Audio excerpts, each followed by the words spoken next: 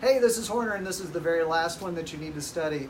You also need to make sure you study the problem with the graphs on it, and also make sure you go through this multiple choice, because all that's on the test. So this is the last one, and you have a marble that starts at the very top here. The marble rolls down, and it hits a big clay ball. And now they travel together until they get down into the bucket.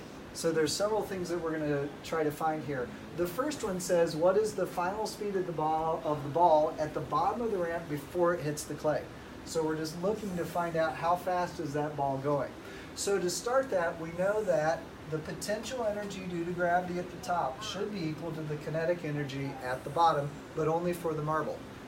So we can say the kinetic energy is equal to the potential energy due to gravity. I know this is 1/2 mv squared is equal to mgh, and we don't need the mass of that marble.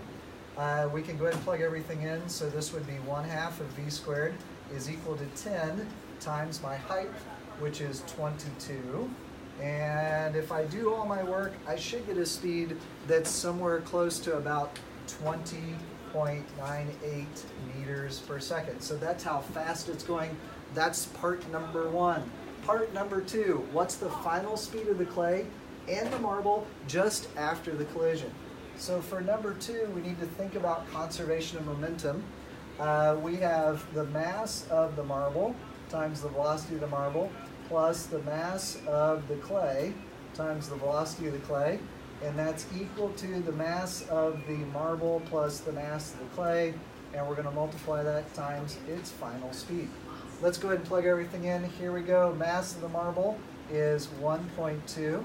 The velocity we said was 20.98 plus, and then the velocity of the clay before was 0, so we don't worry about it. We need to add the two together, so that would be 4.6 times the final velocity. And so your final velocity then of the marble and the clay together is about 5.47 meters per second. So 5.47 meters per second. For number three, how long are the two in the air before they hit the water? So for number three, we'll put it right here. We know that the change in position is equal to the original velocity times time, and that's the original velocity in the up-down. So at this point, there is no original velocity in the up-down, plus 1/2 of gravity times time squared. So that's on your equation sheet, but instead of gravity, you have acceleration. We know acceleration due to gravity is 10. Our change in position was only 3.1. So this is 3.1 is equal to 0.5 times 10 times our time squared. So if we've done all of that correctly, we should end up with a time of somewhere around 0.787 seconds. The very last thing we need to do is if the two things move together, they want to know how far horizontally, so from here to here, and I realize that this will fall like this, but we just want to know how far is it from here to here. Does it go before it hits the bucket?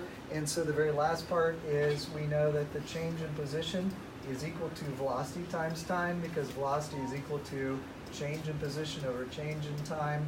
And if we plug in our speed, which is 5.4, so where do we have our speed? Our speed was 5.47, and then we're going to multiply that times the time that it was in the air, which is 0.787.